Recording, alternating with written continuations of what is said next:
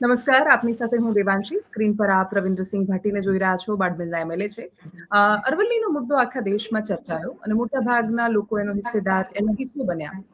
રાજસ્થાને આમાં સૌથી વધારે પ્રતિક્રિયાઓ આપી, લોકો રસ્તા પર દેખાયા. પણ આ આખા વિષયને એક ત્રીજા પર્સપેક્ટિવથી સમજવાની કોશિશ કરીએ, એક આ પક્ષ એનાથી ઉપર મૂકીને.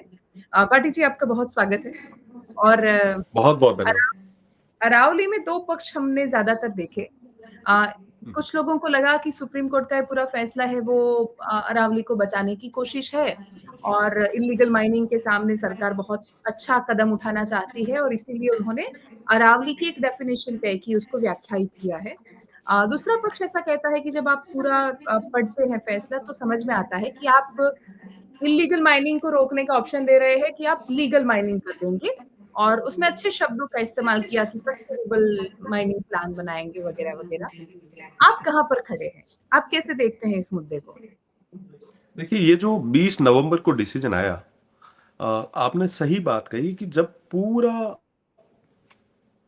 जो ऑर्डर था, जजमेंट था, जब पढ़ते हैं तो लगता है कि इलीगल माइनिंग को लीगल करके रेड कारपेट के साथ में माफियाज को तैयार करने का एक प्लान बना है। और तमाम जितने भी लोग हैं ना, आज जो आपको भी सुन रहे हैं, हमें सुन रहे हैं, हमें देख रहे हैं, बड़े समझदार लोग हैं। इस एआई के जमाने में आप लोगों को ऐसा नहीं समझ सकते कि भैया इनको कुछ नहीं पता, जजमेंट आ गया, धीरे से चुपचाप निकल के सब कुछ हो जाएगा, ऐसा नहीं होता। आज दिल्ली को हमने बहुत नजदीक से देखा है। पूरे देश में दिल्ली की चर्चा है कि वहां का पॉल्यूशन किस लेवल पे है।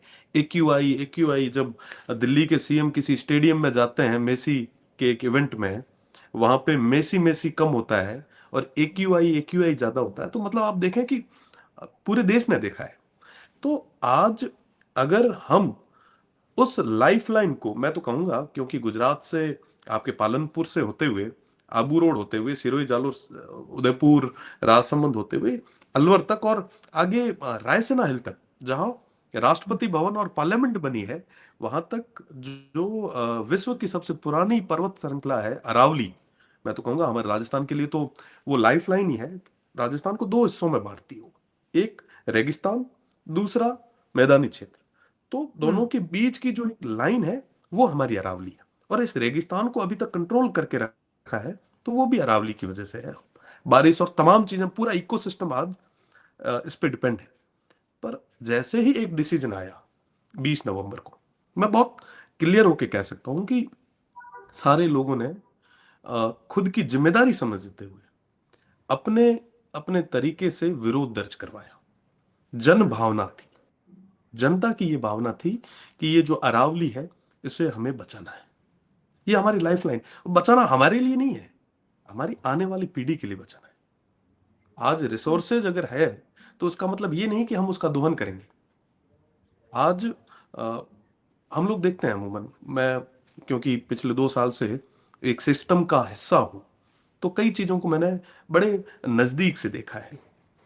हर साल हम लाखों करोड़ों पेड़ लगाते, हमारी पॉलिसीज के अंदर है कि अगर आप एक पेड़ काटेंगे तो बदले में आपको 10 पेड़ लगाने। देवांशी जी, आपने गुजरात में बहुत नजदीक से चीजें देखी होगी। आपने कभी देखा कि जहां पे 100 पेड़ कटे हैं और उसके बदले में 1000 पेड़ लगे हैं? 100 के बदले 100 भी कहीं लगे हुए देखे क्या आपने? और जितने आज तक, पिछले अगर 5 से 10 साल का रिकॉर्ड हम निकालें, तो पिछले 10 साल के रिकॉर्ड में आप देखेंगे कि जितने पेड़ हमारे गवर्नमेंट के खर्चे से लगने हैं या लगे हैं, डॉक्यूमेंट में जो लगे हैं, वो वाकई धरातल पे होते तो मुझे लगता है कि पांव रखने की जगह तक नहीं मिलती।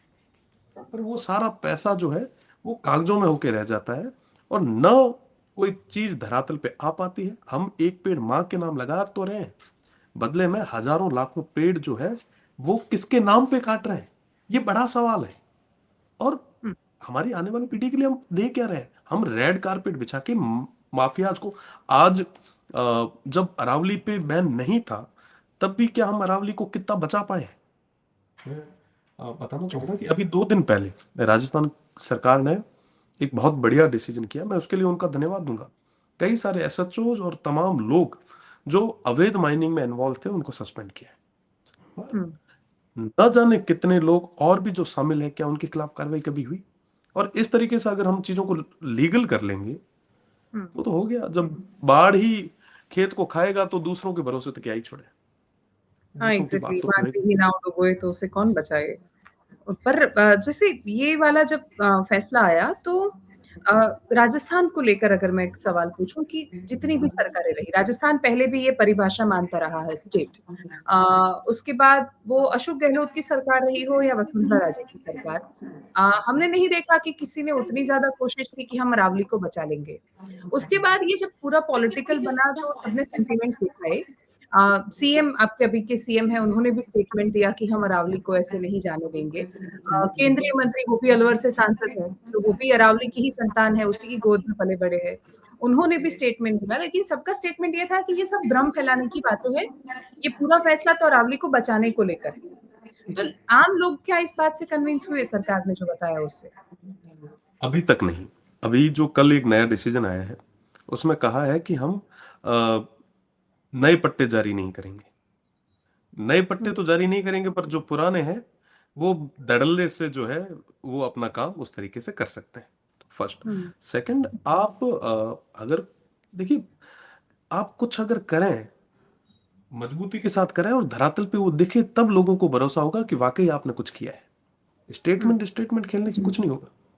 ये भी जो जजमेंट आया है, अगर प्रदेश और केंद्र की सरकार मजबूती से पैरवी करती, तो लगता है आपको कि ऐसे डिसीजन आते? ये डिसीजन कहीं ना कहीं से तो आया है। कई चीजें जो है डायरेक्टली इनडायरेक्टली इन्फ्लुएंस करती है। ये आप समझते हैं, मैं समझता हूँ, हमारे हमें देखने वाले सारे लोग समझते हैं कि ये किस तरीके से डिसीजन आते हैं। देखिए, मैं किसी पे सवाल खड़ा नहीं कर रहा, पर हकीकत है कि ये तमाम जो रिसोर्सेज हमारे, हमें हमें हमने क्या किया है? आप, मैं, हमारे साइंटिस्ट, पूरा सिस्टम अगर लग भी जाए तो एक पहाड़ बना सकता है क्या? हमारे बनाए हुँ। हुए फ्लाईओवर भी जो है वो 10 से 15 साल से ज्यादा नहीं टिकते। जो कुदरत ने, जो प्रकृति ने हमें जो दिए हैं, रिसोर्सेज जो दिए हैं, आज हम दूसरों से खुद को कंपेयर करते हैं। जितने भी दूसरे जो जिनको हम शक्तिशाली देश कहते हैं, उन्होंने कभी अपने रिसोर्सेज को इस तरीके से खर्च नहीं किया, उनका दोहन नहीं किया। पर बदले में हम क्या कर रहे हैं? मतलब ये बहुत बड़ा, मैं वेस्टर्न राजस्थान से आता हूँ देवांशी जी। वहां की हुँ, पीड़ा, अपने आप की पीड़ा जो है वो बहुत अलग है। विकास के नाम पर जो विनाश का जो दौर उस तरफ भी चल रहा है। मैं कई बार असेंबली में भी उठा चुका हूँ, आज भी उठा रहा हूँ, और मजबूती से इसके खिलाफ जो है हर तरीके से लड़ने के लिए तैयार। आप विचार करेंगे, खेजड़ी, हमारे यहाँ पे खेजड़ी को बचाने के लिए माँ अमृता देवी ने और 363 लोगों ने अपने सिर कटाए थे, हुँ, कि और कहा था कि पेड़ नहीं कटना चाहिए, अगर उसके बदले हमारा सिर कटता है तो सिर सस्ता है, पेड़ महंगा है। आज उसी जगह, आज लगभग 26 लाख जो है ऑफिशियली आंकड़ा है कि खेजड़ियां कटी। 50 साल पुराने पेड़ जो है कटे हैं, बदले में हम एक पेड़ माँ के नाम लगा रहे हैं। मतलब कई चीजें जो है ना, ये किस तरीके से हो रही है, अगर नजदीक से आप देखेंगे तो दिल कह रहा जाएगा। तो मुझे लगता है कि ये जो मूवमेंट भी जो तैयार हुआ, ये लोग हुँ, अपने हिसाब से आगे आए, और निश्चित रूप से जन भावना को देखते हुए गवर्नमेंट थोड़ा बहुत जो है, आज जो हल्की सी, ज्यादा नहीं आई मैं है अभी तक।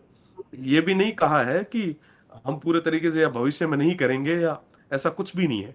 जैसे ही मूवमेंट शांत होता है, नई चीजों को हवा दे दी जाती है। अभी हाँ। मेरा एग्ज़ैक्टली यही सवाल था कि जो जजमेंट में था वही मोटा-मोटा सरकार ने अपनी प्रेस नोट में कल बताया है। तो उनका जो डिसीज़न है वो जजमेंट से कुछ अलग नहीं है, क्योंकि सवाल ज़्यादातर विरोध था अरावली की व्याख्या को लेकर। आपने बताया कि इंसान कितने भी लोग मिलकर खड़ा हो जाए वो पहाड़ नहीं बना सकते। लेकिन हम पहाड़ को ये बता देंगे कि कल से तू पहाड़ नहीं है। तो हमने ये घोषणा तो कर दी उनको लेकर के अगर आप इतने साइज़ के नहीं है, इतना स्लोप आपका नहीं है, इतनी रेंज में आप इसमें नहीं आते। जी। इसमें मैं एक बात जो मैं कई बार फील करता हूँ, देखता हूँ, अमूमन जितने भी मंदिर या देवस्थान जो हैं, वो पहाड़ों पे बनाए गए हैं। ट्रू। वो पहाड़ों पे इसलिए बनाए गए हैं ताकि उनके नाम पर, आस्था के नाम पे उनको बचाया जा सके। दोहन हमेशा से चलता आ रहा था, पर एक बचाने के लिए किस तरीके से, हमने आज से तो मंदिर नहीं बनाए ना। 50 साल 100 साल पुराने जो मंदिर बने हैं, वो पहाड़ों पे क्यों बने? इसीलिए तो बने। ओरण, मैं एक वापस उसी और जाऊंगा। हमारे यहाँ पे मंदिर के नाम पे एक बहुत बड़ा जो भूभाग है, उसको संरक्षित रखा जाता है। हुँ, प्रथा ये है, संस्कृति रीति रिवाज ये है कि वहां से कोई हमारे यहाँ कहते हैं कि लीली डाढ़ भी जो है नी, वो तोड़ और घरे को नहीं ले रहा है। मतलब वहां पे हाँ, कोई पेड़ की हरे कोई पत्ते। डाली तक नहीं तोड़ता है। हाँ, हम्म। हरे हरे पत्ते को कोई नहीं तोड़ता। तो पुराने जो लोग थे, उन्होंने बड़े सिस्टमेटिक तरीके से हमारी हम्म। जो एक पर्यावरणीय संपदा है उसको सुरक्षित रखने के प्लान बनाए थे। हम लोग क्या कर रहे हैं, उसके बदले में हमने नए प्लान क्या थे, हमने हम्म। नवाचार, हम टेक्नोलॉजी बहुत आगे हैं। आज आप गुजरात में बैठे हैं, मैं जयपुर बैठा हूँ, हम बात कर रहे हैं, है ना, टेक्नोलॉजी में हम बहुत आगे बढ़े। पर हमने इस नेचर के लिए, प्रकृति के लिए, हमारे आने वाली पीढ़ी के लिए नया क्या किया, ये बहुत बड़ा सवाल वेरी श्योर। और इसमें भी हमने बताया है कि हम एमपीएसएम ही बनाएंगे, मतलब सस्टेनेबल माइनिंग का प्लान ही बनाएंगे बेसिकली। तो तब तक नई लीज हम नहीं देंगे जब तक हमारे पास एक प्लान तैयार नहीं है कि हम कहाँ कहाँ माइनिंग करने देने वाले हैं। सवाल ये है, कभी तो मूवमेंट एक खड़ा हुआ है और लोग एक्टिव है, सोशल मीडिया पे सेव अरावलीज करके ट्रेंड भी चलाया गया। उसके बाद पूरी नैरेटिव वॉर शुरू हो गया, और वो नैरेटिव वॉर था कि जो लोग ये सब कर रहे हैं आ, वो सरकार के सामने भ्रम फैला रहे हैं। आमतौर पे बात मोटा मोटा ऊपर के ही सामने आई। लेकिन जब 6 महीने बीत जाएंगे, जब धीरे से एक सर्वे आ जाएगा और वो किसी टेबल से जाकर कहीं तक पहुंच जाएगा, उस पे मोहर लग जाएगी, तब शायद ऐसा भी हो कि ये मुद्दा चर्चा में ना भी आए। तो उस वक्त अरावली को कैसे बचाएंगे? है। अब आप देखें कि बैन तो सुप्रीम कोर्ट का बहुत पहले से है, पर उसके बावजूद भी 25% अरावली जो है वो काट दी गई है। और मैं स्टेट की बात करूं, तो हमारे स्टेट ने 2025-26 में इस बजट में, मैं क्योंकि उसी सदन का एक हिस्सा हूं, तो मैंने जब सुना कि 250 करोड़ रुपए हमने अरावली परियोजना या अरावली को संरक्षित करने के लिए अनाउंस की, तो हमें लगा कि वाकई कितने मजबूती के साथ में आपने जो है ये स्टार्ट की। और दूसरे ही पल जब ये खबर हम सुनते हैं कि अरावली को सिस्टमेटिक हमने चंद लोगों के हाथों में सौंप दिया है। आप देखें कि हमारे स्टेट में, मैं बहुत क्लियर होके कह रहा हूँ, मुझे कोई लाग लपेट, मैं इंडिपेंडेंट हम्म। हूँ। मारे कई जगह है कि मारे पग में कोई सांकड़ को नहीं है। जनतारी बात है तो जनतारी बात मजबूती में रहा। आज के समय में हमारे स्टेट पे 6.76 लाख का ऑलरेडी कर्जा है, और उसके बाद में जो धीरे धीरे 6.76 लाख करोड़ का, है ना, हम्म। जो धीरे धीरे कर्जा जो है ये बढ़ता जा रहा है, और लगभग आज की डेट में 7.26 लाख करोड़ के आसपास का जो है हो जाएगा। और जब हम पहले से फाइनेंशियली क्राइसिस में निकल रहे हैं, और दूसरी तरफ अगर हम अरावली जो हमारी लाइफलाइन है उसको अगर गिरवी रख देते हैं, तो आप सोचें कि स्टेट के क्या हाल हो। आप गुजरात एक सरप्लस स्टेट है, रेवेन्यू बहुत ज्यादा जनरेट होता है। हमारे यहाँ के लोग बिजनेस में नहीं है। अमूमन हमारे यहाँ पे तमाम जितने भी लोग हैं वो व्यापार करने या मेहनत करने, मजदूरी करने गुजरात की ओर आते हैं।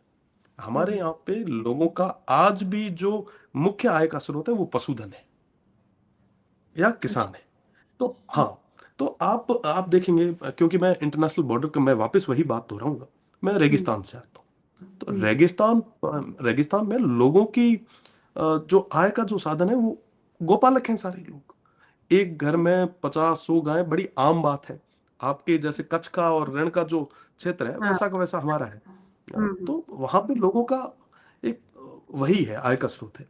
और वहां पे अगर आप इस तरीके से ये चीजें कर लोगे, खेत हम्म। वगैरह, खेजड़ियां, पेड़ वेड़ सब कर दोगे, तो आप जिस मुद्दे पे आए हो, गाय के मुद्दे पे, वो गाय मर जाएगी।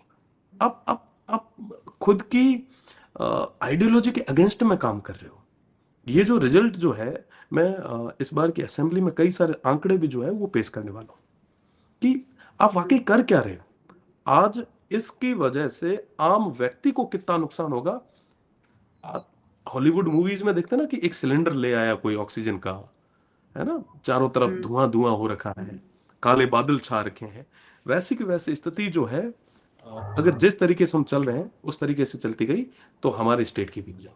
देखिए, गुजरात की बात मैं ज्यादा नहीं करूंगा, पर हम्म। गुजरात का भी अगर गांव का भी एक्यूआई लेवल देखें तो कैसा है ये आप, मैं कई बार महसूस भी करता हूँ जब शाम के समय में हम निकलते हैं, तो हम्म हमें ये लगता है कि गाड़ी के बराबर तक बादल चल रहे हैं।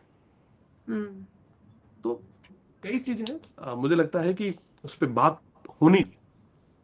हम लोग नए लोग हैं, हमें कोई फर्क नहीं पड़ता कि पॉलिटिकली गवर्नमेंट्स क्या सोचेगी, क्या करेगी, क्या नहीं करेगी।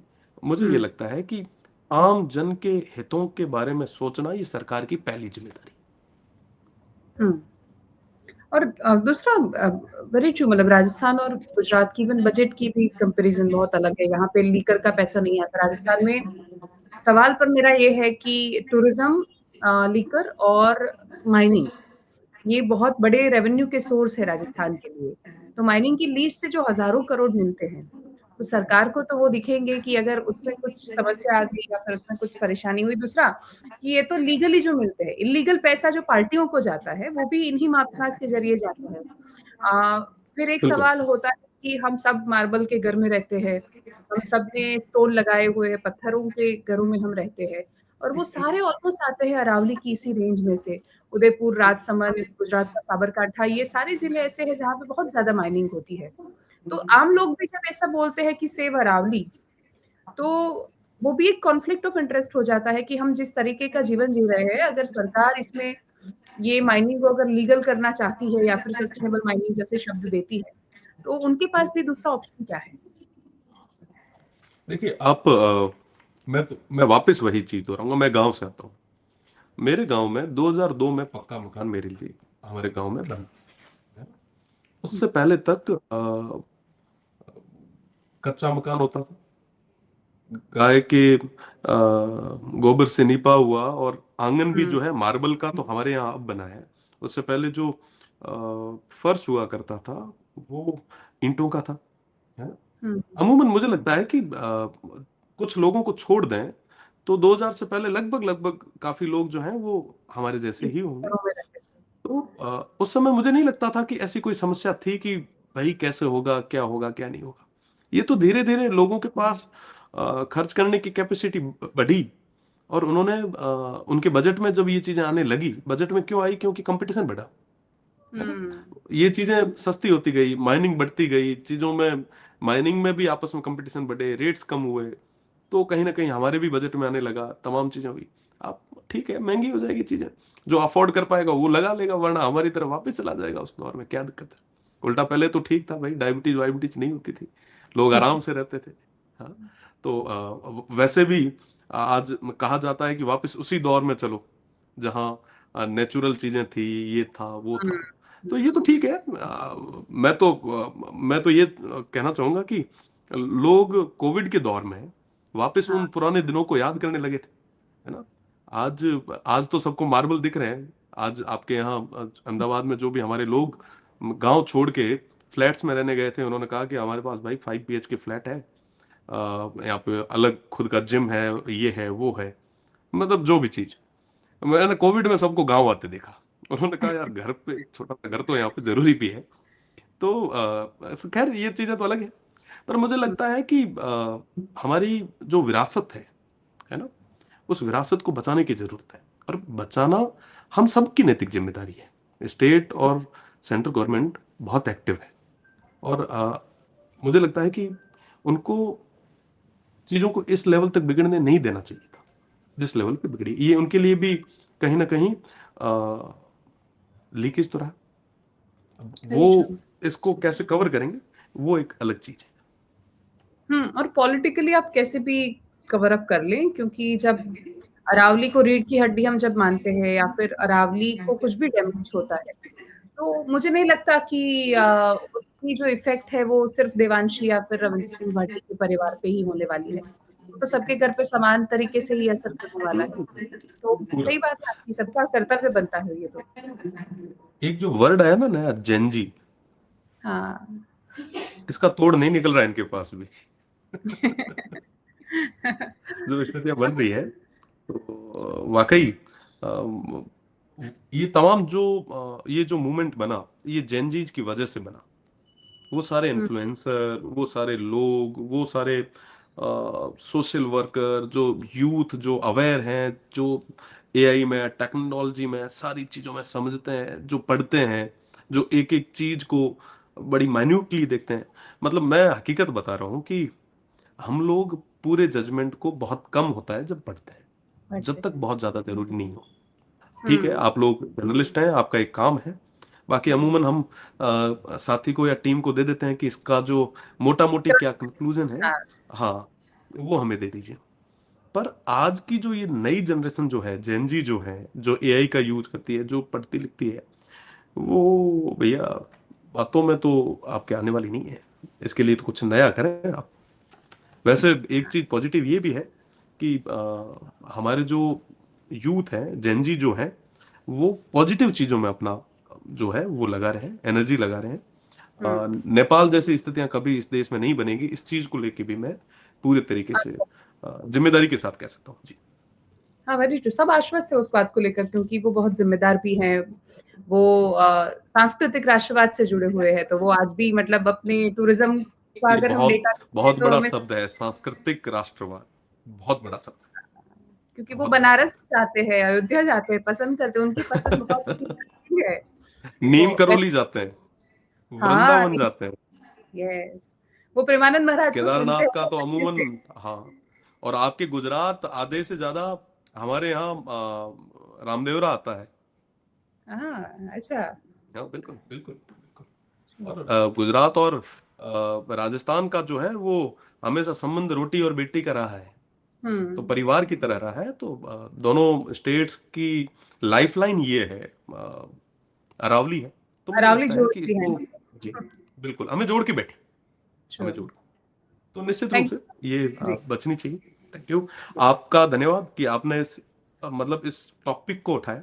और तमाम जितने भी मीडिया हाउसेस जो है, जो इसको लगातार उठा रहे हैं, उनकी वजह से मुझे लगता है कि ये एक बहुत बड़े डिसीजंस जो है वो उनकी वजह से होंगे। यूथ तो है ही, अपनी मेहनत कर रहा है, पर आप लोगों का भी बहुत बहुत धन्यवाद।